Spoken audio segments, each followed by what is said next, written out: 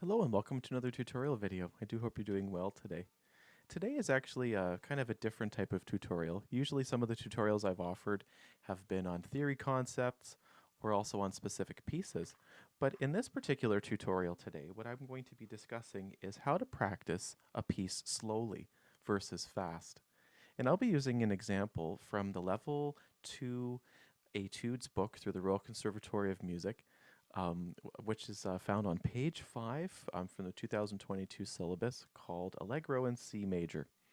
This is a really interesting piece, but also offers a few different ideas that I think are helpful. Now, when we always think about practicing at a certain speed, we always want to think about what speed we want to aspire towards. And so whenever we see a piece of music such as this, there's always a tempo marking, such as allegro or adagio or whichever, moderato. And then there's sometimes a tempo marking with beats per minute and also the type of note value that gets the beat. And so that is more of a recommendation for the performance speed, so the fast speed that you would play after you've mastered the piece. Now, of course, when practicing a piece, it's always suggested to practice at a speed that is comfortable for you. So if this means that the piece is fairly tricky to put together, or there's a lot of various hand position changes or scale patterns and whatnot, then of course practicing at a slow pace is always best so you can maintain consistency and also make sure that what you're learning is always the same every time you go back to play it. So let's actually take a look at this piece a little bit. If we were to put the metronome on at 100 to the quarter note, the metronome speed would be fairly fast. So if I turn the metronome on such as this, 1, 2, 1, 2.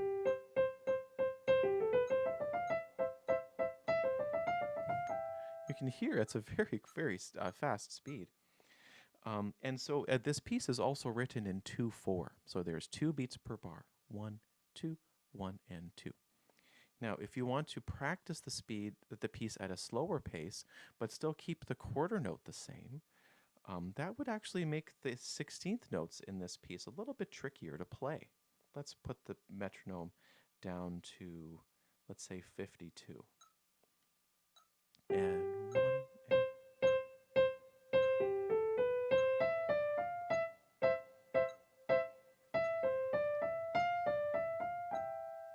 so you can hear how the metronome is still maintaining a consistent tempo, but at the same time, it's very slow. So in this particular piece, there are a variety of 16th note patterns, which means there are 4 notes per tick, or per beat per minute. Now, when practicing a piece such as this, and there are a variety of 8th note patterns or 16th note patterns that are consistent, such as we have in this particular piece, it's suggested to think of the piece not in 2/4, but in 4/8. So in this particular example, then, we would think about a speed that would be a consistent speed for the 8th note. So let's say we wanted to play at 100. And 1, 2.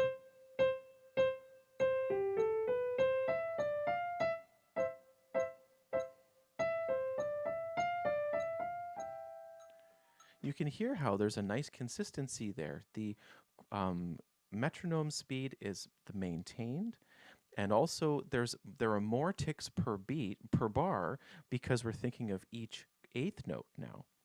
Now, of course, as we know, quarter notes can be subdivided in half into 8th notes. So if you have a quarter note speed, then the 8th notes would be twice as fast.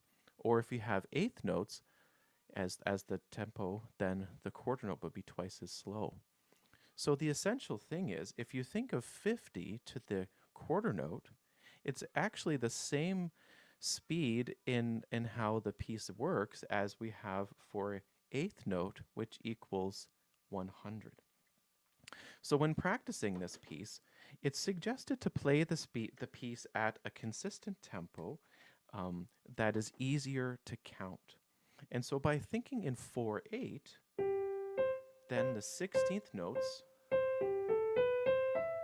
will be the same every time. There will be consistency. Sometimes when having a quarter note tempo or beats per minute that is slower, then it's actually more challenging to fill in 16th notes or other types of subdivided rhythms because we have to try to fit in more notes within a slower beat per minute. So by maintaining a consistency, thinking of 4/8 instead of 2/4, and thinking of a medium slow speed using the eighth note as the main beat, then actually the piece will be in a consistent manner and easier to practice. I do hope this is helpful. It's actually kind of interesting speaking about musical math in this manner, and I look forward to creating another tutorial to talk about subdivisions of beats and how beats per minute can actually be used in an easy way at the next video. Thanks for watching and take care.